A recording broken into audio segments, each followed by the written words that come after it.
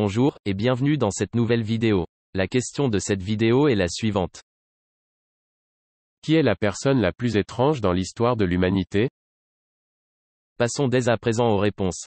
D'après Enora Bescon, la réponse à cette question est la suivante.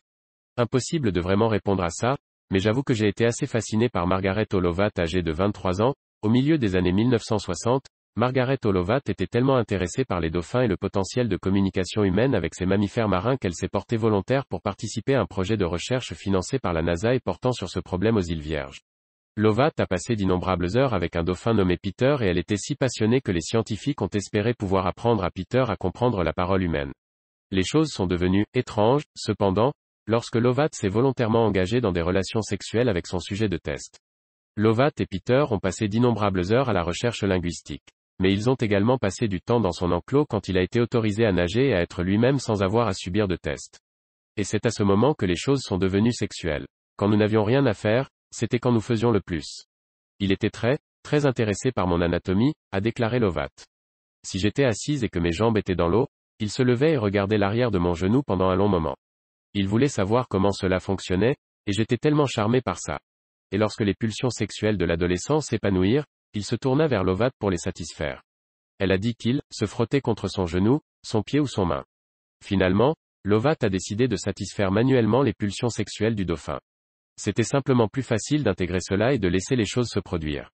Cela faisait simplement partie de ce qui se passait, comme une démangeaison, il suffisait de se débarrasser de cette égratignure et on passait à autre chose. Et concernant ces relations, Lovat a déclaré, ce n'était pas sexuel de ma part. Sensuel peut-être, et il m'a semblé que cela avait resserré notre lien. En fin de compte, leur lien a pris fin lorsque le projet a échoué, laissant Lovat et Peter séparés. Cela n'a fait que mettre tragiquement fin à leur histoire bizarre, alors que Peter, confus et attristé, s'est suicidé. De nombreux scientifiques s'accordent pour dire que les dauphins peuvent en fait choisir consciemment de mettre fin à leur vie en cessant de respirer, peu après sa séparation avec Lovat, de qui il était devenu si proche.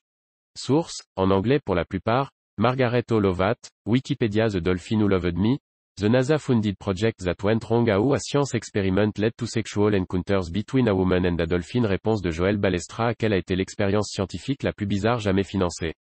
D'après Juliette Leibungu, la réponse à cette question est la suivante. Voici Kaspar Hauser. Au premier regard, il ressemble à un homme typique de la classe moyenne du XXe siècle, un peu grassouillet et portant un chapeau. Mais s'il était normal, je ne serais évidemment pas en train d'écrire cette réponse. Le 26 mai 1828, il apparaît sur la place Unschlitt, à Nuremberg, dans des vêtements riches, mais en lambeaux, et avec des bottes mal ajustées. Dans sa main, il tient une enveloppe adressée au capitaine du 4e escadron, 6e régiment de cavalerie. Il a été amené au capitaine par un cordonnier qu'il avait repéré, et quand le capitaine a ouvert l'enveloppe, il a découvert qu'elle contenait 2 lettres. Elle disait que durant toute sa vie, le garçon avait été enfermé, éloigné de tout contact avec le monde extérieur, et qu'il devait à présent être entraîné comme soldat de cavalerie, tout comme son père. Il réagissait aux objets inanimés, notamment les horloges et les flammes des bougies comme si elles étaient vivantes d'une étrange manière. Il a été amené à la police après avoir été rejeté par le capitaine en tant que simple d'esprit. Après qu'il ait écrit le nom Kaspar Hauser, tout le monde a considéré que c'était ainsi qu'il s'appelait. Il a appris comment parler et écrire en quelques semaines, vous imaginez la rapidité, et a confirmé que ce qui était écrit dans les lettres était vrai, et qu'une personne invisible, mais qui semblait plutôt en bonne santé, s'était occupée de lui. Le 7 octobre, peu après la sortie de son autobiographie, une blessure mystérieuse a été découverte sur son front. Il avait été blessé selon lui par un homme au visage noir, mais personne d'autre dans les environs n'avait vu cette personne. Au cours des années suivantes, Kaspar a fait un tour d'Europe avec un aristocrate anglais appelé Lord Stanhope. Le 14 décembre 1833, Kaspar a déboulé dans la maison d'un professeur local, le docteur Meyer, saignant d'une plaie par arme blanche sur le torse, et disant s'être fait attaquer dans le parc. Il a montré au docteur Meyer un portefeuille que lui aurait donné l'attaquant, mais tout ce qu'il contenait était un message dénué de sens dans une écriture miroir. Toutefois, quand la police est arrivée sur les lieux, ils n'ont trouvé que les empreintes de Kaspar. 3 jours plus tard, Kaspar est mort. Est-ce qu'il a vraiment passé son enfance enfermé loin du monde, ou était-ce juste un fraudeur à la recherche d'attention? À moins que quelqu'un invente une machine à remonter dans le temps, je suppose qu'on ne le saura jamais. Crédit, The Unexplained par le Dr Karl Schuker. D'après Joyce Robert, la réponse à cette question est la suivante. Attention, cela peut être dérangeant pour certaines personnes. Note, lisez jusqu'à la fin. Émilie Saget était une Française née en 1813, sa famille était très connue dans le village grâce à leur boulangerie et les gens avaient l'habitude de la voir avec ce qu'ils considéraient comme sa sœur jumelle, mais, la chose étrange était que les deux ne se parlaient jamais, Mais, encore plus bizarre. Les deux filles n'étaient pas sœurs et seule la famille d'Emily le savait. Ses parents lui ont demandé si elle connaissait la fille qui lui ressemblait comme deux gouttes d'eau mais elle a toujours dit que non et a ajouté qu'elle ne l'avait jamais vue avant. Petit à petit les gens ont appris que les deux n'étaient pas sœurs et ont commencé à avoir peur de la fausse jumelle d'Emily, à tel point que les parents d'Emily l'ont retirée de l'école et lui ont pris un professeur particulier. En grandissant, elle voulait devenir professeure mais les gens avaient peur d'elle et de son double, elle a quitté près de 15 à 20 emplois, déménagé à chaque offre d'emploi mais son double ne la quittait jamais. Finalement elle ira en 1845 en Lettonie où elle deviendra professeure dans une école pour filles. Un jour, ses élèves ont vu Emily cueillir des fleurs dans le jardin. Mais quelque chose d'étrange est ensuite arrivé.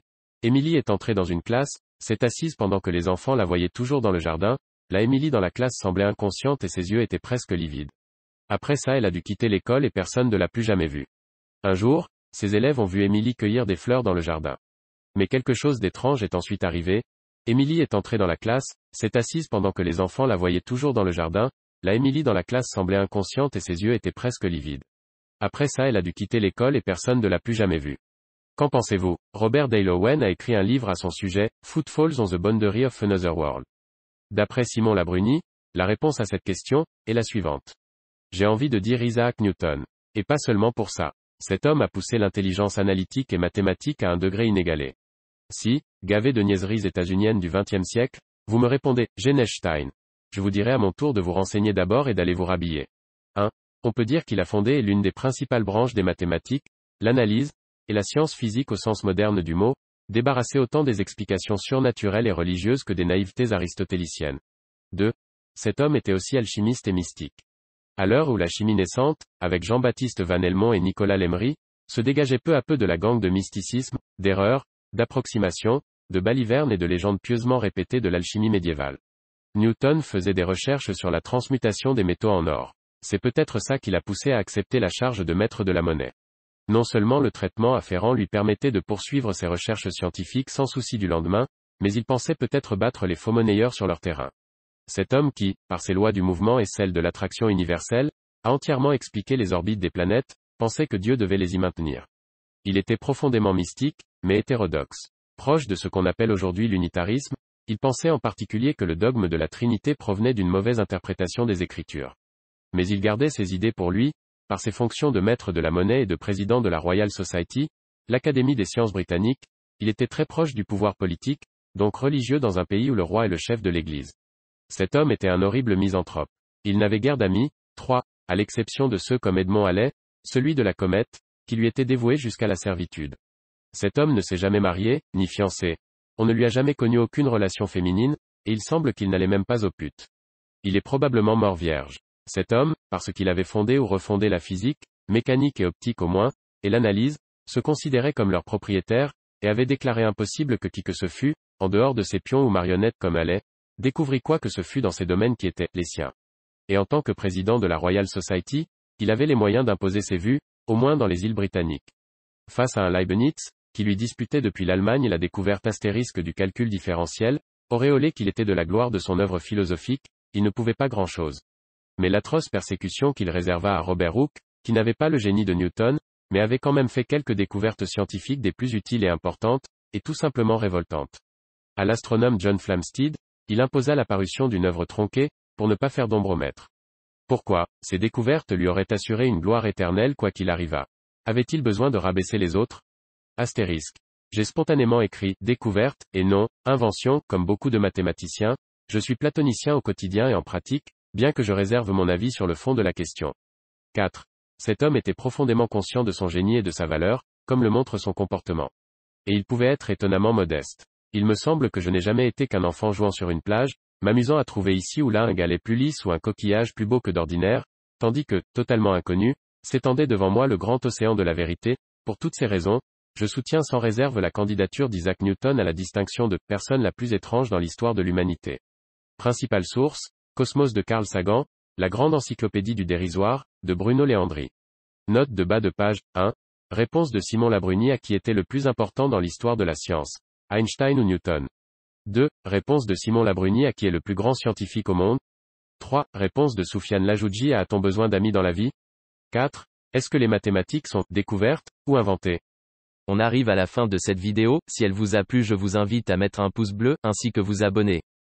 Si vous souhaitez donner votre avis, je vous redirige vers la partie commentaires pour continuer le débat sur cette question.